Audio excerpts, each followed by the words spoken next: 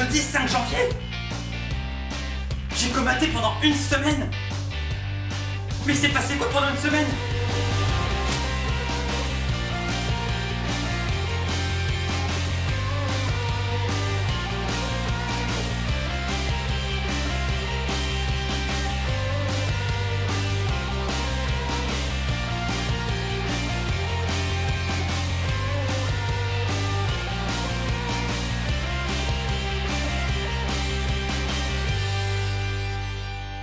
Bien le bonjour à toutes et à tous, ravi de vous retrouver et avant toute chose, une bonne année à vous. J'espère que vous avez passé de bonnes fêtes, aussi bien de Noël que de Nouvel An. Alors des fêtes que tous les médias, Ouest France compris, se sont accordés à qualifier de calmes, sans incident majeur, et c'est tant mieux.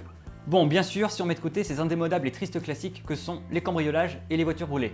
Alors les voitures brûlées, un art qui se perd un peu quand même, hein. Explication dans cet article. En effet, désormais l'État ne communique plus les chiffres des voitures brûlées, ville par ville, en France comme il le faisait naguère.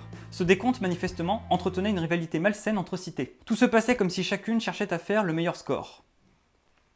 Rivalité malsaine, tout de suite les grands mots. Un peu d'esprit sportif que diable. Moi qui suis résident des quartiers nord du côté de Boissière, mais je peux vous dire que la Coupe de Nantes des voitures brûlées, c'était un véritable événement. Mais c'est un véritable sport local qu'on met à mort là. Quand je pense à la branlée qu'on a mis à Dervalière et Malakoff en 2010. Côté cambriolage, on apprend qu'un secours populaire de Nantes a été dévalisé durant les fêtes. Vous pouvez aider le secours populaire du pèlerin à refaire son stock en faisant des dons, alors n'hésitez pas. Bon, bien sûr des trucs que vous avez déjà ou que vous avez achetés, hein. N'allez pas cambrioler un autre secours populaire pour ravitailler celui-ci, hein. Grâce aux revenus générés par le moteur de recherche solidaire Lilo, des bénévoles ont pu distribuer des cadeaux de Noël aux SDF dans Nantes. Ah non, j'ai pas de vanne derrière, hein, je trouve ça juste trop classe.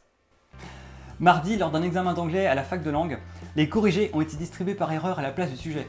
Bon, c'est marrant sur le coup, hein, mais quand t'apprends qu'il faut annuler l'examen, le reprogrammer une semaine plus tard et te le retaper, tout de suite c'est moins drôle.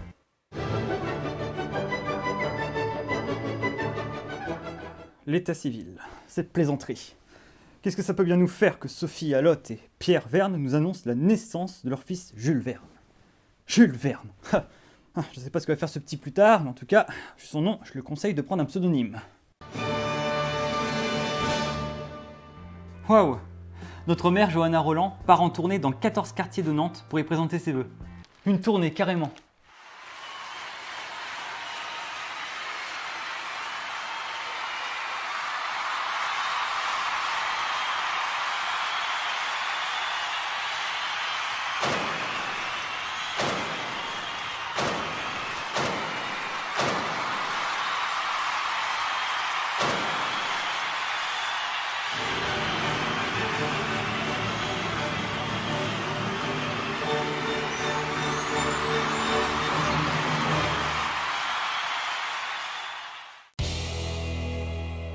Bon à savoir, jusqu'au 15 janvier, de 17 h à 2 h du matin, vous pouvez venir ici, en face du château et du miroir d'eau, pour déposer un vœu dans l'arbre à vœux.